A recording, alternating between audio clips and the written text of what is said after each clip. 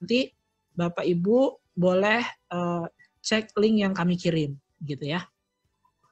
Tanpa berpanjang kata, kita akan langsung dengar sambutan dari Direktur CV 3D Organizer, ya, yang mewakili juga sekaligus dari CV Indonesia Medical Center, kepada Kak Dwi Setiawan. Disilakan. Mohon perkenan, Kak Dwi.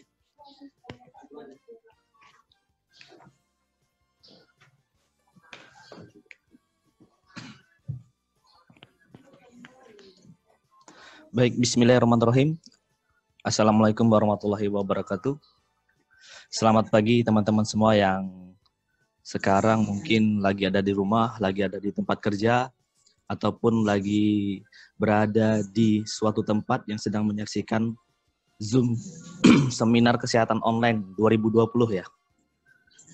Yang kami hormati, para pembicara yang akan berbicara pada sesi seminar ini. Ada 4 pembicara ya teman-teman, nanti silakan ditunggu.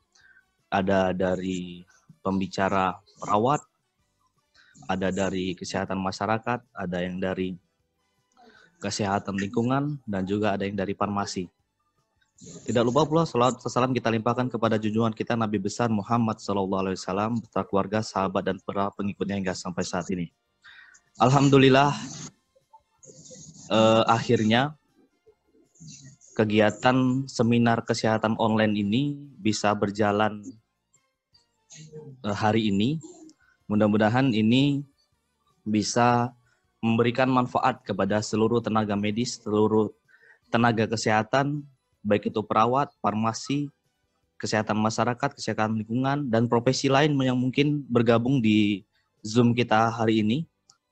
Dan mungkin yang bergabung ini nggak hanya berdomisili di Provinsi Lampung ya, ada dari provinsi lain, say hello juga ya dari provinsi lain yang bergabung, ada dari Jambi, Riau, NTT, NTB, Yogyakarta, dan provinsi lainnya. Alhamdulillah, dengan seminar kesehatan online ini ternyata kita bisa bersilaturahmi dengan sesama rekan tenaga medis, tenaga kesehatan di seluruh Indonesia.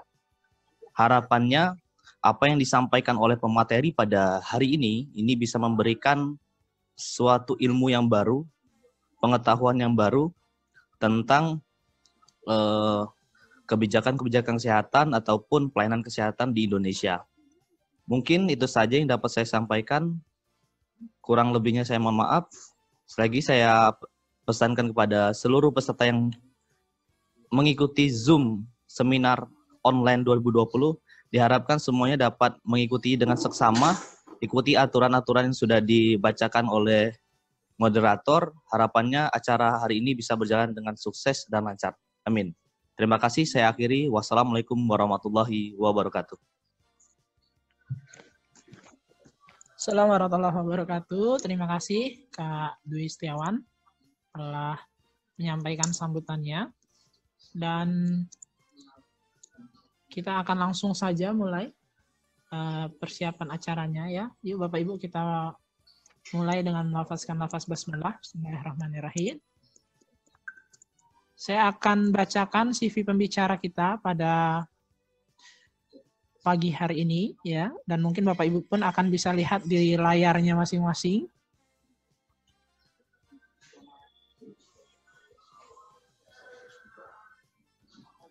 Ya. Narasumber kita adalah seorang dosen UMITRA ya, kalau Bapak Ibu bisa lihat, dan beliau pun organisasi profesinya adalah sebagai anggota YAKMI Provinsi Lampung sekaligus Ketua Persakmi Provinsi Lampung ya Bapak Ibu. Dan hari ini beliau diamanahkan sebagai dosen UMITRA. Tanpa berpanjang kata, yuk kita mulai ya, dan kita sambut kehadiran beliau dengan melafazkan lafaz Bismillahirrahmanirrahim. Kepada Pak Jamil disilakan Pak. Materinya sudah disilakan. Sudah Pak.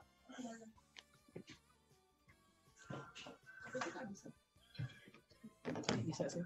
Kalau mau dijepit boleh jepit, Pak. Materinya sudah bisa ya. Sudah. Bismillahirrahmanirrahim. Assalamualaikum warahmatullahi wabarakatuh.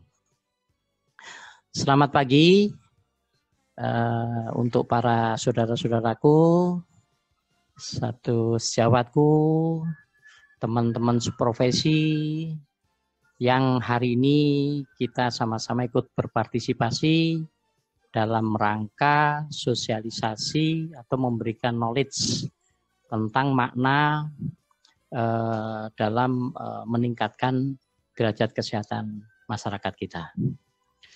Salam sehat untuk kita semua. Semoga kita semua tetap diberikan kesehatan, panjang umur, banyak rezeki, dan bahagia dunia dan akhirat. Amin.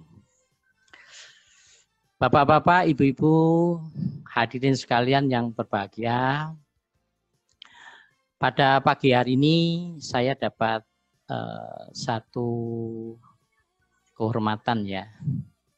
Jadi diminta untuk memberikan satu bahan materi yang tentunya salah satu upaya kita untuk meningkatkan derajat kesehatan masyarakat. Jadi kita ketahui bahwa tolok ukur derajat kesehatan masyarakat itu adalah masih ditentukan oleh angka kesakitan, angka kematian, status gizi, umur harapan hidup, dan lain sebagainya. Materi? Pak.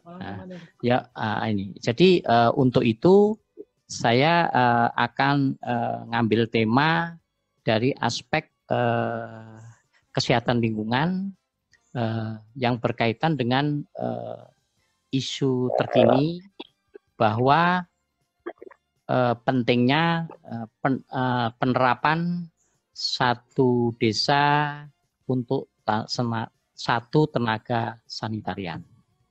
Kenapa ini menjadi topik penting? Karena dari hasil beberapa syarat teori maupun secara hasil nyata dan penelitian ini berdampak baik terhadap kesehatan masyarakat kita. Terutama untuk Indonesia, masalah-masalah derajat kesehatan itu masih banyak dipengaruhi oleh yang besar determinannya atau pengaruhnya, yaitu faktor lingkungan dan perilaku. Sesuai dengan sesuai dengan teori ya yang diungkap oleh konsep Hendrik L. Bloom. Jadi dari hasil analisis derajat kesehatan, mungkin ini Indonesia masuk dalam hal ini, bahwa ada 4 faktor yang mempengaruhi status derajat kesehatan, yaitu yang pertama lingkungan, yang kedua perilaku, yang ketiga pelayanan kesehatan, dan yang keempat adalah herediter. Nah, itu ya. Nah, untuk Indonesia, mungkin termasuk kita di Lampung, bahwa lingkungan itu masih megang peran 45%. Perilaku itu 30%. Pelayanan kesehatan 20%, dan herediter keturunan itu 5%. Kalau melihat dari hasil analisis tersebut, bahwa kalau kita intervensi penekanan pada lingkungan, itu sudah mempunyai peran besarnya sekitar 45% andilnya di dalam peningkatan derajat kesehatan masyarakat. Kemudian apalagi dibarengi dengan intervensi perbaikan perilaku 30%. Jadi dua hal lingkungan dan perilaku ini apabila kita intervensi dengan baik dan benar, maka nilainya sudah memiliki andil 75% mempengaruhi status kesehatan masyarakat kita. Nah ini, jadi hari ini saya lebih menyoroti dari pentingnya tenaga sanitasi untuk satu desa. Secara hukum itu sudah banyak sekali kebijakan-kebijakan yang telah dibawakan oleh pemerintah tentang perannya lingkungan di dalam derajat kesehatan, dan juga termasuk kebijakan-kebijakan yang telah diterapkan oleh pemerintah tentang sanitasi lingkungan. Ya. Mas, ini kok nggak bisa naik turun materinya? Iya, nggak bisa digeser. Nah, jadi kita lihat di sini bahwa kita pernah dengar ada satu penguatan kerjasama untuk PP Hakli dengan Kemenkes. Kedua, pertimbangannya bahwa kalau selama ini kalau tenaga sanitasi itu di puskesmas dengan beban tugas yang begitu besar, mencakut itu terlalu berat bebannya. Ya, jadi kemudian untuk kawasan-kawasan daerah terpencil, perbatasan, kepulauan, dan transmigrasi. Nah ini sesuai dengan kesepakatan, yaitu penguatan akselerasi dalam pencapaian program SDGs 30. Nah kemudian lebih lanjut Kemenkes melalui Dirjen Kesmas mengungkapkan bahwa tenaga sanitarian saat ini dirasa memiliki beban yang cukup berat, yaitu satu puskesmas, satu sanitarian. Kemudian satu kasus yang pernah menjadi isu nasional, 5 isu, yaitu salah satunya adalah masalah stunting. Ini ada satu korelasi antara persentase keluarga yang punya akses jamban sehat dengan prevalensi stunting. Kalau melihat dari kondisi seperti ini, hampir sama ini. Jadi antara akses keluarga yang memiliki jamban sehat dengan prevalensi stunting yang ada daerah-daerahnya ini. Ini dari hasil data dari hasil surveillance epidemiologi. Kemudian kita kalau melihat dari rencana aksi intervensi stunting. Di sini tergambar bahwa ada 2, yaitu gizi spesifik dan gizi sensitif. Kalau kita intervensi menggunakan gizi spesifik, itu kontribusinya 30%. Kalau kita menggunakan gizi sensitif, maka berkontribusi 7%. Jadi kalau yang gizi spesifik itu kegiatan dilakukan oleh sektor kesehatan, ditujukan khusus untuk 1000 hari pertama kehidupan, bersifat jangka pendek, hasilnya didapat dalam waktu relatif pendek. Tapi kalau kita gizi sensitif, nah ini dia, kegiatan pembangunan di luar sektor kesehatan, sasaran masyarakat umum, bersifat jangka panjang. Nah, ini.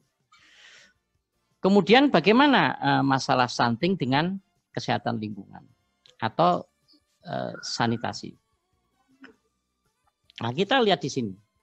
Kerangka konsep penurunan stunting yang dikeluarkan oleh Kementerian Kesehatan. Nah, itu ya. Jadi dari sekian program yang dikeluarkan itu banyak sekali keterlibatan sanitasi dalam penurunan stunting. Seperti ini PAM Simas, Sanimas, STBM, dan sebagainya. Nah ini intervensi efektif. Dalam intervensi efektif itu sanitarian atau sanitasi juga memiliki program ini. Air bersih, sanitasi, cuci tangan pakai sabun. Kemudian intermediate outcome kita lihat. Nah di sini juga akses harapannya ke pelayanan kesehatan dan kesehatan lingkungan. Ya. Kemudian remaja Putri Bumil ini jelas, tapi ada Baduta. Baduta adalah bisa mengatasi diare dan gizi buruk. Nah, ini ya. Jadi kerangka konsep. Kemudian kita lihat dari bagaimana peran sanitasi dalam mata rantai penularan penyakit. Kita lihat bahwa sumber penyakit itu dari tinja, sampah, limbah. Kemudian tinja, sampah, limbah itu bisa ditularkan atau media penularannya adalah tangan, cairan, lalat, serangga, dan tanah. Kemudian dari 4 ini lari ke makanan minuman, kemudian ke manusia. Ini yang menyebabkan sakit. Nah, bagaimana upaya sanitasi dalam memutuskan ini? Kita lihat. Tinja dengan penggunaan sehat ya, jambat sehat.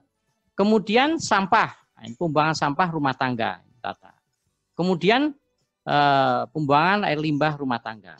Ya, jadi kalau ini disusun dengan baik secara sanitasi, maka ini terputus. Ya, jadi artinya media penularannya akan terputus.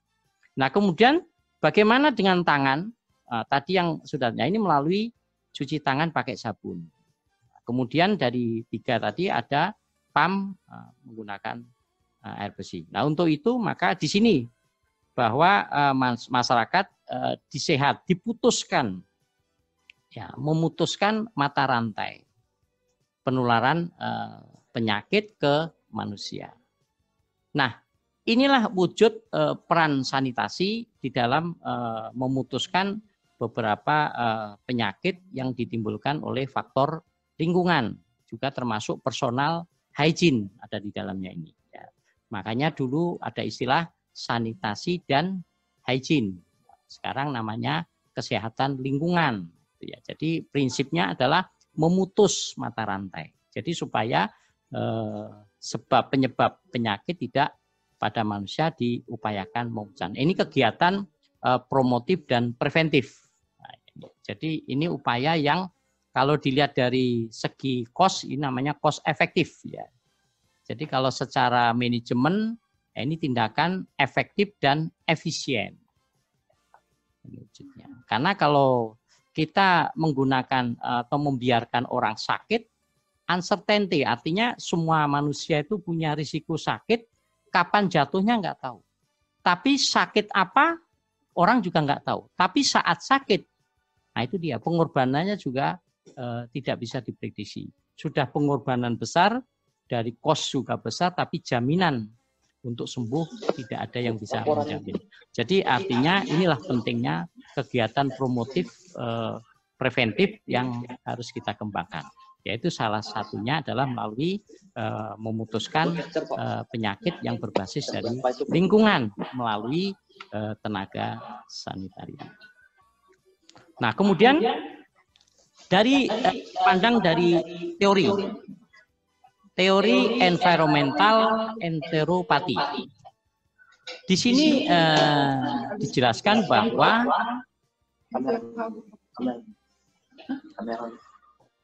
sebabnya, jadi teori ini bukan semacam primal cause. Jadi artinya dengan kondisi bayi yang undernutrition, ya subclinical, kondisi menjadi small intestine. Artinya kondisi ususnya jadi ganggu. Jadi artinya kalau ada satu exposure yang terus-terusan menyebabkan respon imun, ya. Kemudian stres, ya, tingkat stres, ya, dan body default, ya, dari grow ini menjadi gizi yang masuk mestinya digunakan untuk pertumbuhan dirubah menjadi itu untuk melawan infeksi. Nah, ini dia. Nah, jadi kalau kita gambarkan bahwa akibat dari hygiene dan sanitasi yang buruk, maka bisa menyebabkan anak balita jadi malnutrisi. Nah, itu tadi seperti yang diungkap dalam environmental enteropati teori. Ya. Jadi inilah pendekatan dari segi teori yang bisa diterapkan aspek jadi bahwa petugas sanitasi atau kesehatan lingkungan atau sanitasi hygiene sanitasi itu punya peran dalam salah satunya pemberantasan atau mengatasi masalah stunting. Nah, ini kita lihat dari teorinya, ya. Jadi artinya kalau usus yang sehat, healthy intestine, ini digambarkan dalam healthy willy, ya, absorb normal, ya, nutrisi, patogen, burial. Jadi artinya bisa mencegah patogen.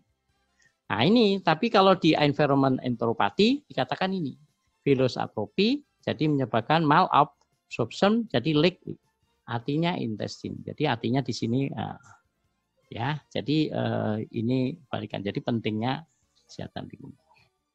Nah, sekarang kita melihat dari kerangka pikir STBM. Di sini ada, ini enggak bisa bilang. Ada 5 pilar. 5 pilar dalam kerangka. Yang pertama, pilar pertama, stop buang air besar sembarangan. Kemudian pilar kedua, cuci tangan pakai sabun. Pilar ketiga, pengelolaan air minum dan pangan rumah tangga. Pilar keempat, pengelolaan sampah rumah tangga dengan aman. Nah, yang pilar kelima adalah pengelolaan limbah pangan rumah tangga dengan aman. Bagaimana dengan ini? Maka outcome-nya meningkatnya pembangunan sanitasi melalui peningkatan demand and supply. Kita tahu secara teori ekonomi, demand dan supply antara permintaan dan penawaran barangnya. Jadi apabila permintaan tinggi, tapi barang sedikit, apa yang terjadi? Harga mahal. Tapi sebaliknya, tapi kalau banyak barang, tapi kalau permintaan rendah, apa yang terjadi? Harga murah. Nah sekarang kalau sanitasi ini permintaan tinggi, kemudian persediaan rendah, apa yang terjadi? Harga mahal. Nah jadi konsep demand ini dan supply ini perlu diterapkan dalam kegiatan kita, yaitu dalam kerangka pikir STBM. Nah jadi dari outcome maka artinya seimbang antara kebutuhan dan kesediaan. Nah, outcome-nya apa? Nah, maka akan terjadi menurunnya kejadian penyakit berbasis lingkungan yang berkaitan dengan perilaku melalui penciptaan kondisi sanitasi total. Nah, ini dia, ini pentingnya ya. Jadi artinya ini yang harus kita pikirkan bersama. Kemudian yang berikutnya konsep STBM ini dia. Terjadinya perubahan perilaku. Nah, peningkatan akses sanitasi yang berkelanjutan. Artinya untuk sanitasi selalu dalam kondisi baik. Tadi kita ketahui bahwa sanitasi itu memutuskan ya, mencegah penyakit yang berbasis dari lingkungan. Yang ketiga, dukungan institusi kepada masyarakat terus berkelanjutan. Inilah konsep yang bisa kita kembangkan berkaitannya. Nah, dari 5 pilar inilah maka pentingnya tenaga sanitasi hadir di satu desa, satu tenaga sanitasi. Oke, kalau gitu coba kita lihat dari gambaran pola kerjanya. Mas. Ini kok macet sebentar. Nah, ini dia ya. Jadi kalau kita lihat dari pendekatan keluarga sehat, keluarga sehat itu ada 12 indikator. Nah di sini bahwa sanitasi memiliki 2, yaitu keluarga memiliki atau memakai air bersih dan keluarga memakai jamban sehat dengan konsep tadi, ya, kerangka pikir STBM tadi ya. Nah, ini. Jadi kalau dengan konsep ini insya Allah penyakit yang berbasis lingkungan bisa kita cegah. Ya. Kita ketahui bahwa penyakit berbasis lingkungan itu banyak sekali, ya kan? TBC itu berbasis lingkungan, tetanus, ya, polio, ya. difteri dan sebagainya, itu banyak sekali. Nah, kalau orang sakit itu berapa berapa pengorbanan yang harus dikeluarkan. Nah, tapi dengan pendekatan sanitasi dengan kos yang relatif, maka itu bisa kita cegah. Nah, ini dia. Jadi konsepnya seperti ini ya. Jadi kita demand-nya kita melakukan pemberdayaan masyarakat. Jadi kita katakan bahwa masyarakat dikatakan berdaya ada 3 tolok ukur. Yang pertama pengetahuan, dia tahu. Kemudian dia memiliki motivasi mau, dan masyarakat mampu melakukan itu. Nah, ini kita katakan bahwa itu berdaya. Nah, promosi ini dia diarahkan pada perubahan perilaku. Ini pentingnya. Nah, supply-nya, nah ini, jadi ada wirausaha sanitasi yang dilakukan oleh masyarakat. Jadi artinya antara kebutuhan dan penyediaan seimbang. Nah, disinilah pentingnya sanitasi hadir di tengah-tengah masyarakat di desa. Karena di sini ada semacam nanti akan timbul wirausaha sanitasi antara petugas dengan masyarakat tadi yang diberdayakan. Kemudian adanya inovasi teknologi tepat guna. Kemudian ada inovasi jamban murah tadi. Jadi antara kebutuhan dan penyediaan sarana yang seimbang tadi. Jadi kalau sarana seimbang. Jadi tidak jomplang secara harganya ya. Terus kita lanjutkan kok macam-macam. Nah, ini ada beberapa kebijakan yang sudah dianukan, ada peraturan pemerintah, ya kebijakan, sumber daya. Jadi kalau melihat dari sini, sebenarnya kita sudah tinggal go aja. Artinya kebijakan dari pemerintah sudah ada, dana sudah dukung. Nah, sekarang era kita adalah era desentralisasi. Nah, sekarang tinggal bagaimana mindset atau komitmen ini pemerintah. Nah, ini kegiatan advokasi penting ini. Nah, karena di desa-desa kita sudah memiliki dana. Ya. Jadi tinggal bagaimana aktualisasi kegiatan ini. Nah, ini pentingnya kita melakukan advokasi para pengambil kebijakan supaya kegiatan penerapan satu desa satu tenaga sanitasi bisa segera terwujud. Kalau dari segi kos sangat-sangat efektif ya, sangat-sangat efisien dan efektif ya. Nah, ini dia. Jadi penyusunan strategis berbasis target ini. Kita lihat ini targetnya ini. Jadi artinya kalau kita pilah-pilah ada KK dengan buang air besar yang sehat itu kita kategorikan ada 4. Ada 4 tipe, ada 4 jenis. Jadi ada masyarakat yang mampu, dia ada lahan. Kemudian ada mampu tapi tidak punya lahan. Tapi yang ketiga miskin, tidak mampu tapi ada lahan. Nah, ini ada miskin, tidak mampu tapi tidak ada lahan. Nah, ini dia. Nah, jadi artinya untuk miskin dan tidak mampu ada lahan dan miskin tidak mampu tidak ada lahan, ini perlu ada kegiatan pemicuan. Tapi kalau yang mampu tidak ada lahan, ini ada TTG, teknologi tepat guna. Nah, ini ya pelibatan STBM, ya, PU dan sebagainya. Ya. Nah, jadi ini ya.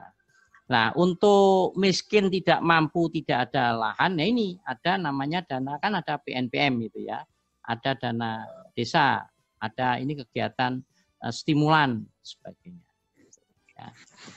Peningkatan ekonomi. Ya, ini penting. Jadi kalau melihat dari konsep ini sebenarnya tinggal jalan sehingganya harapan kita tujuan satu desa satu tenaga sanitasian bisa terwujud. Nah, ini proses pemicuan STB. Nah, ini pentingnya petugas sanitasi itu di sini. Kalau kita perkenalan dan penekanan ya tidak membawa subsidi ini ya. Kemudian Talsek ini melibat tempat kebiasaan BAB masyarakat. kemudian pemetaan, monitoring pasca pemicuan. Nah ini komite menyusun strategi bersama masyarakat untuk menghentikan BAB sembarangan. Nah ini kemudian dilakukan analisa bersama masyarakat. Nah, ini ya. Nah, kalau kita lihat dari efektivitas pembelajaran, kita lihat di sini. Apabila kita ini membaca, maka kita hanya 10% yang kita ingat. Apabila kita mendengarkan, maka hanya 20%. Kemudian apabila kita lihat gambar, kemudian lihat video, lihat demonstrasi itu 30%. Kemudian apabila kita terlibat dalam diskusi dan menyajikan atau mempresentasikan itu 70%. Nah ini yang terakhir ini, apabila masyarakat kita bermain peran, kemudian melakukan simulasi, mengerjakan hal yang nyata, nah ini yang diingat 90%. Inilah pendekatan pemicuan STBM ini. Nah ini yang pentingnya harus hadirnya tenaga di tengah-tengah masyarakat, yaitu di desa. Jadi kita bisa, kalau yang di atas verbal, ini visual, kemudian terlibatnya ini. Yang penting adalah bagaimana mereka berbuat. Sehingga harapan bisa 90% ini. Inilah dinamakan pemberdayaan tercapai. Jadi masyarakat bisa mandiri. Nah ini konsep yang harus. Nah ini ya, model pembiayaan ya, Kesling, pembisnis untuk mendorong kolaborasi dan mobilisasi pendana. Nah ini tinggal jalannya lagi. Jadi dana-dana sudah ada karena pemerintah pusat juga melalui DAP ya, provinsi, kabupaten ada APBD 12, desa ada APBD desa, ADD dan sebagainya. Kemudian ada program TNI masuk desa ya, swasta melalui CSR ya, itu kan ada. Kemudian dana masyarakat itu sendiri. Nah, jadi artinya ini yang bisa digali. Jadi secara dana sebenarnya sudah nggak ada masalah. Nah ini gambarannya bahwa setiap tahun prioritas itu 5.000 desa ya, yang tersebar di 309. Jadi ada 7.500.000 per desa. Nah, ini gambarannya. Nah ini ya kegiatannya STBM tingkat desa 7.500.000. Nah ini dari hasil pengalaman ini ada, nah ini ya, jadi untuk kegiatan stunting, ini juga pentingnya. Nah, kemudian nah ini dia, jadi kalau anggarkan bahwa satu desa itu 100 juta, itu paling tidak minimal fasilitas 20 KK terlayani. Nah ya, individu sehat, serta tempat cuci tangan pakai sabun. Jadi kalau melihat dari 100 juta berarti per kakak berapa? 5 juta. Nah, 5 juta tapi ya insya Allah kita bisa berapa yang bisa kita putus, artinya kita cegah penyakit berbasis lingkungan. Coba dari nilai segitu kalau sakit berapa? Wah, tidak terkendali dari aspek biayanya. Ini dia. Jadi rinciannya begini, 65 juta anggaran fisik, kemudian 30 juta untuk upah tukang, kemudian 5 juta administrasi kegiatan dan operasi. Ini jadi asumsi rata-rata pekerjaan, 1 unit selesai 4 hari, jumlah pekerja 3 orang, upahnya 125.000 per orang per hari. Ini disesuaikan dengan UMR tentunya ya. Nah, jadi ini gambaran-gambaran, nah, ini kegiatan. Jadi kalau masyarakat ikut mengerjakan, dia berbuat, maka mereka memiliki knowledge, ya, attitude dan skill. Nah, ini yang bagus. Ini yang diharapkan sehingga masyarakat berdaya. Jadi dia tahu, dia mau dan dia mampu melakukan. Ini yang tujuan kita. Sehingga harapan kita menjadi mandiri masyarakat. Nah, ini kegiatan-kegiatan yang nah ini ya, contoh-contoh kegiatan yang sudah berjalan ya. Pengawasan, nah ini karena dekat maka penting. Ini semua terlibat di sini ya. Nah, ini kolaborasi ya, tenaga kesehatan, berbagai macam profesi ya, kemudian dari pihak pemerintah ya. Ini juga ikut menyaksikan. Disinilah wujudnya. Dengan berhasilnya partisipasi masyarakat, maka insya Allah derajat kesehatan masyarakat kita, terutama dari aspek lingkungan dan perilaku, bisa tertangani dengan baik. Jadi tadi kita ketahui bahwa dari hasil analisis dari kesehatan bahwa lingkungan mempunyai andil 45%, perilaku 30%. Artinya kita sudah memiliki andil sekitar 75%. Jadi insya Allah mudah-mudahan tujuan derajat kesehatan masyarakat kita menjadi terus meningkat, sehingga angka kesakitan kematian kita bisa dicegah dengan cost efektif dan efisien. Manfaatnya lebih besar. Semoga kita semuanya diberikan kemudahan dalam menjalankan tugas ini. Sukses selalu untuk kita semua, bangsa Indonesia sesuai tujuan menjadi sehat, sejahtera, aman, tentram, damai. Amin. Terima kasih atas segala perhatiannya. Mohon maaf atas segala kekurangannya. Dan saya akhiri, wassalamualaikum warahmatullahi wabarakatuh. Selamat pagi. Oh, tanya jawab. Ayo. Bismillah. Akhirnya jelas ya? Jelas. Ya. Kalau ini Pemda, ya penting jangan lupa dikirim ke saya foto gitu ya kan? Pak ini masih jalan. Jadi aktivitas Bapak didengar. Oke, Bapak Ibu, demikian materi yang disampaikan oleh pembicara. Selanjutnya kepada Bapak Ibu, kalau ada yang ingin bertanya, saya silakan. Siapa nih yang mau bertanya? Saya Pak Wahyudin. Oke, sebentar Pak Wahyudin. Sebentar. Cek, halo. Halo.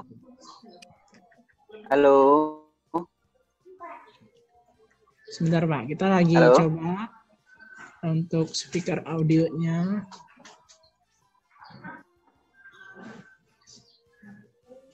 Halo.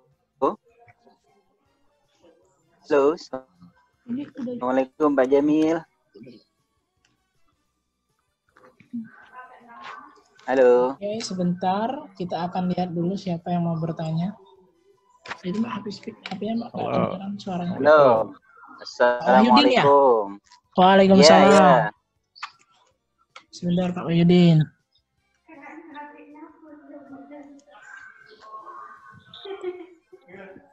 Ya, silakan Pak Wahyudin. Oke, terima kasih. Assalamualaikum Pak Jamil. Ya, Assalamualaikum Pak. Ya, selamat ketemu Pak Wahyudin.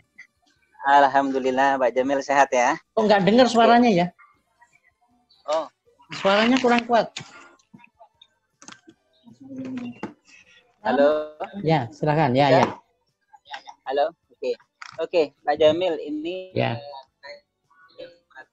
Terkait dengan materi yang terakhir, terkait dengan STBM pilar pertama, ya, di mana upaya kita sudah sangat maksimal yang dilakukan di masyarakat, terutama di wilayah kerja, FKTP, puskesmas yang ada. Itu pola-pola dan berbagai cara sudah kita upayakan terhadap masyarakat yang memiliki budaya yang untuk merubah perilaku. Misalnya begini Pak Jamil, yang kita tanyakan, bagaimana dan apa yang harus kita lakukan terhadap masyarakat yang memiliki budaya seperti semula. Misalnya mereka sudah menggunakan jamban sehat, ya, dia sudah memiliki jamban sehat, tapi mereka sulit untuk merubah perilaku dengan penggunaan jamban sehat itu. Kira-kira apa yang kita harus lakukan sebagai tenaga kesehatan Pak Jamil yang ada di tengah masyarakat? Ya udah nih. Udah suaraan, berarti harus di sananya ada join audio. Silakan Pak. Udah. Ya, udah. Ya, terima kasih Pak Wahyudin. Pertanyaan yang bagus. Jadi kalau kita melihat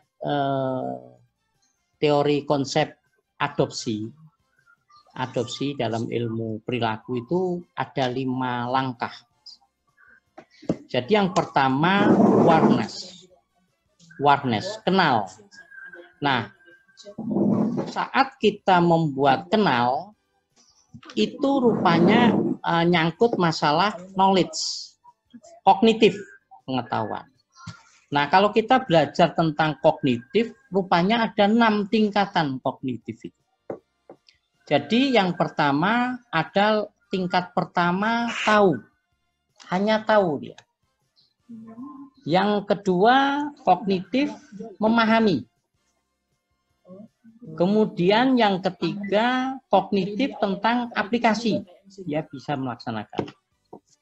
Kemudian yang keempat kognitif analisis.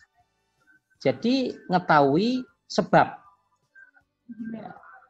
dan konsekuensi. Nah, kemudian yang kelima ada kognitif yang sintesis, artinya dia bisa nyimpulkan. Jadi aneka ragam terjadi, oh ini sebab. Kemudian yang terakhir keenam adalah kognitif evaluasi.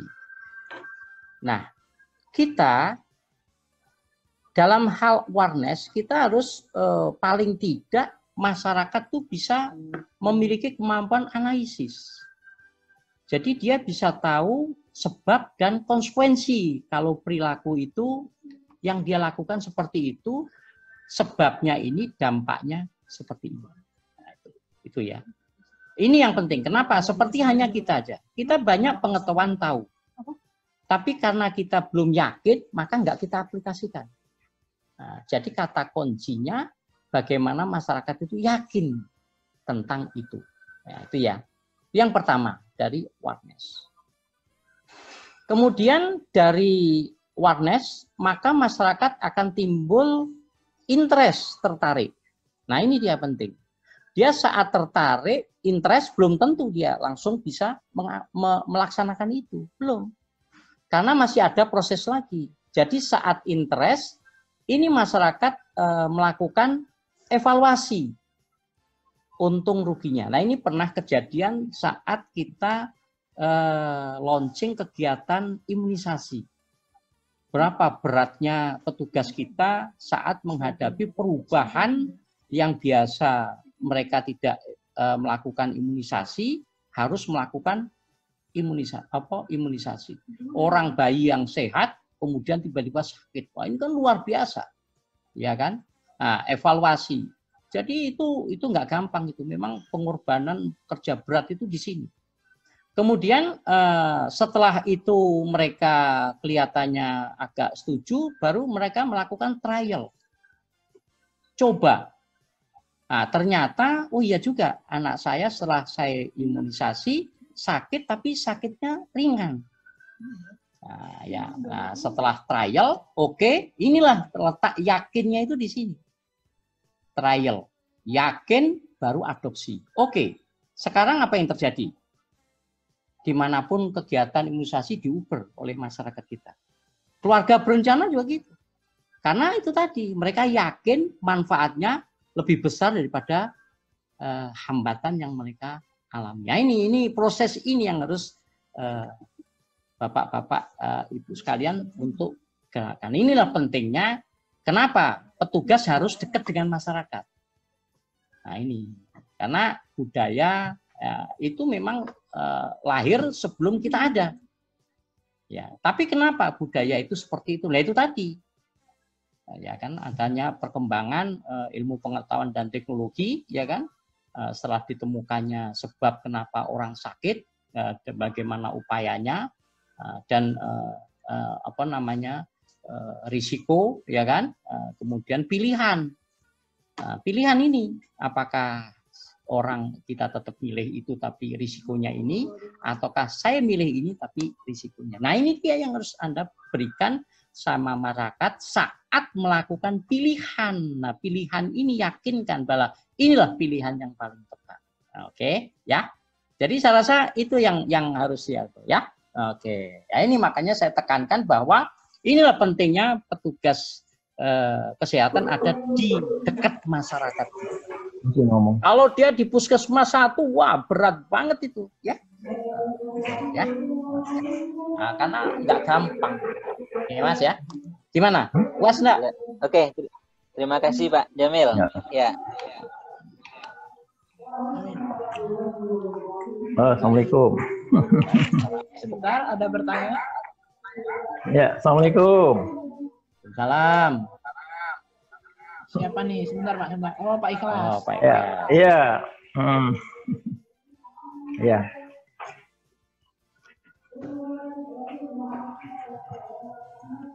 Ya, assalamualaikum. Selamat pagi, Pak Jamil.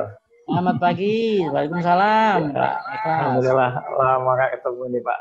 Kangen. Alhamdulillah. Iya. Ya, terima kasih sekali nih.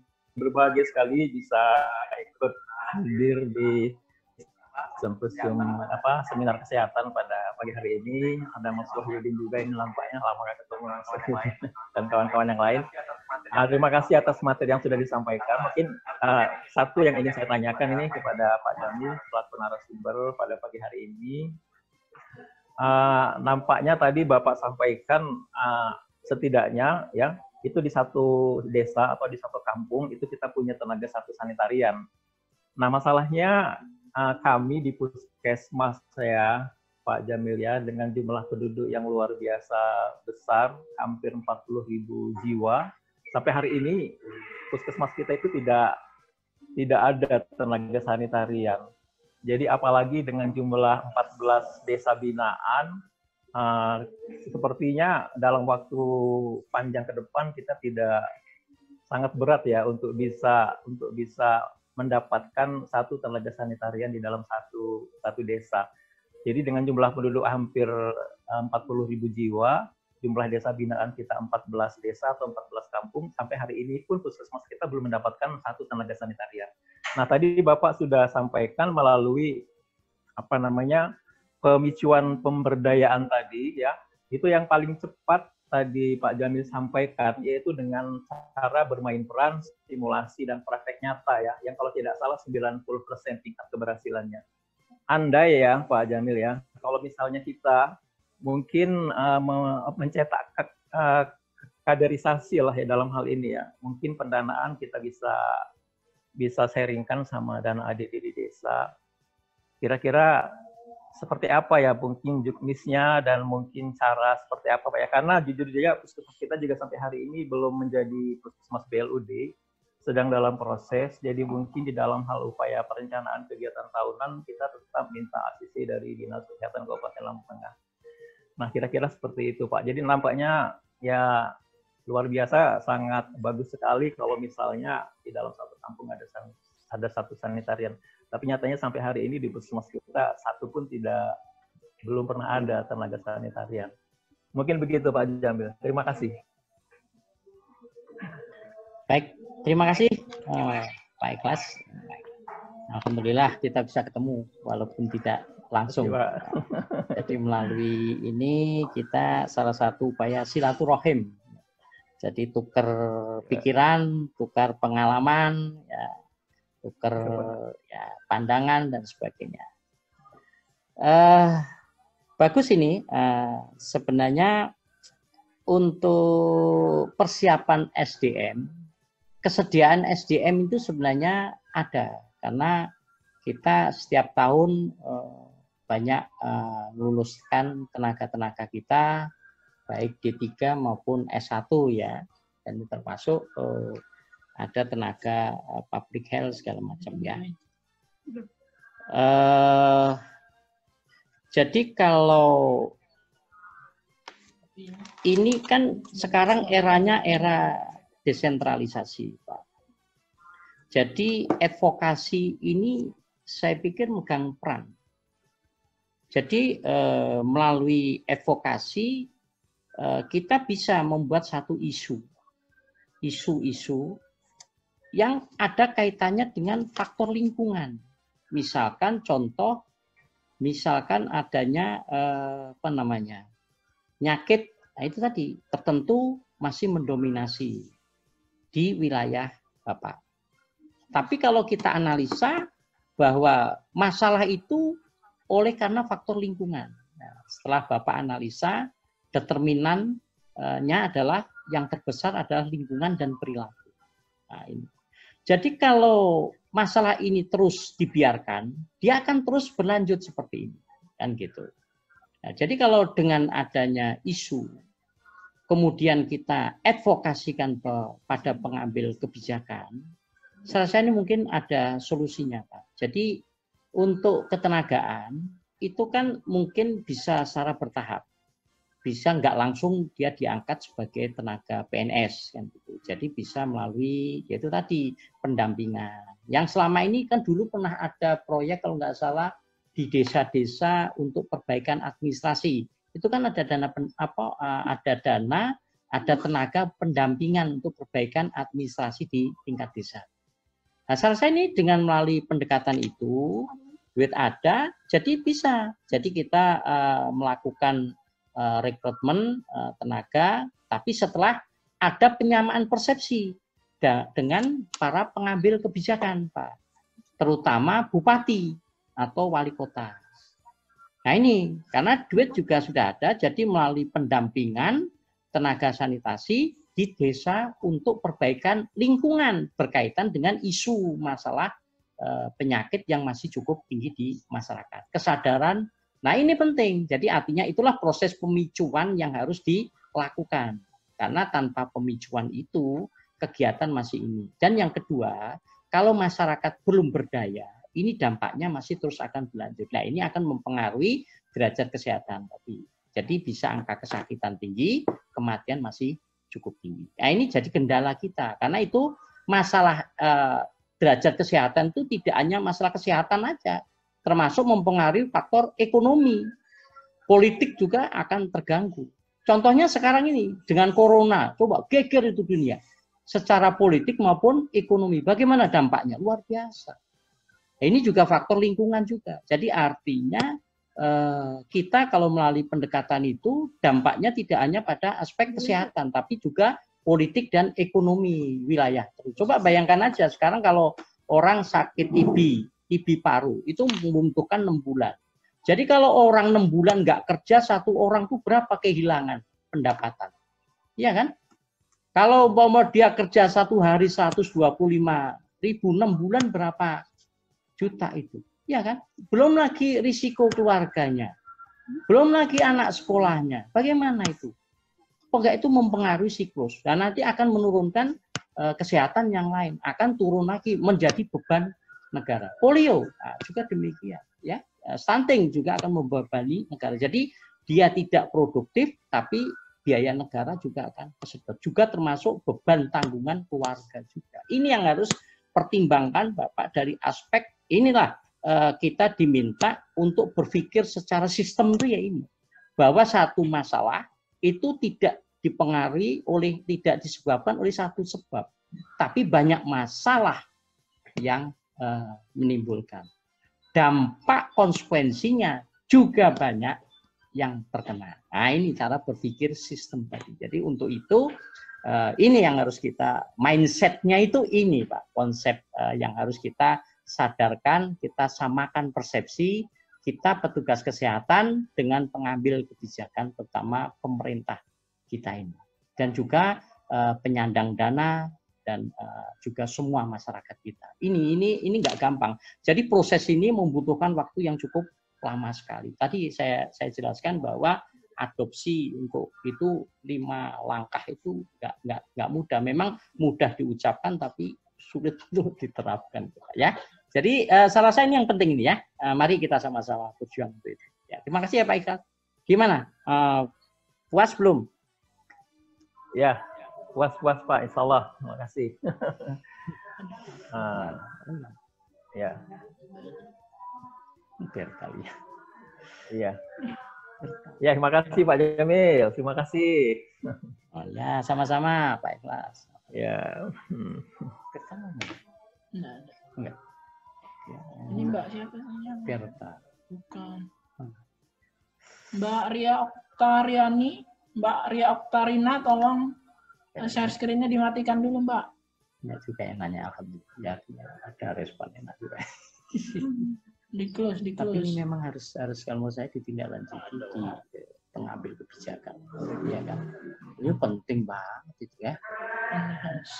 Jadi ini yang selama ini mesti harus duit ini. Ya udah, Pak, silakan untuk di closing, Pak, closing statement mungkin ada. Sudah ya? Ya. Oke. Baik, mudah-mudahan pertemuan kita yang sangat singkat ini dan materi yang kita berikan juga sangat simpel. Mudah-mudahan kita sama persepsi, kita siap untuk mengembangkan, meningkatkan derajat kesehatan masyarakat seperti yang diungkap dalam Undang-Undang Dasar 45, bahwa sebenarnya setiap orang memiliki hak. Nah ini hak itu sebenarnya orang nggak mesti nunggu jatuh sakit. Jadi orang sehat pun melalui pemberian pengetahuan itu juga pelayanan kesehatan. Ya sifatnya promotif. Kenapa? Dengan tahu itu tadi, maka akan berubah perilaku. Perilaku ini yang harus dampaknya. Jadi artinya banyak sekali pengabdian yang bisa kita terapkan atau berikan pada masyarakat kita. Mudah-mudahan dengan meningkatnya pengetahuan masyarakat menimbulkan kesadaran dan kemampuan mereka untuk hidup sehat. Ini pesan kita. Mari sama-sama kita niatkan ikhlas kita, mindset kita ubah. Jadi nggak lagi kita menggunakan pendekatan sakit, tapi harus pendekatan sehat. Artinya arah kita memperhatikan orang yang masih sehat. Nah inilah saya mohon bantuan kawan-kawan sekalian. Mulailah dengan identifikasi risiko atau bahaya. Jadi siapa-siapa masyarakat kita yang memiliki risiko, risiko sakit, risiko bahaya, risiko macam-macam. Nah ini tentunya masing-masing orang paparannya tidak sama. Jadi sesuai dengan di mana mereka bekerja, di mana mereka tempat tinggal, di mana mereka bergaul dan sebagainya. Itu semuanya memiliki risiko. Nah untuk itu melalui Anda, marilah kita melakukan kegiatan promotif dan preventif. Jadi dimulai dengan adanya identifikasi risiko, baru Anda menyusun program kerja secara promotif dan preventif, bagaimana mencegah supaya risiko itu tidak menjadi bahaya dan supaya tidak menjadi sakit masyarakat kita. Terima kasih, mohon maaf atas segala kesalahan. Terima kasih atas perhatiannya dan saya akhiri. Assalamualaikum warahmatullahi wabarakatuh. Oke.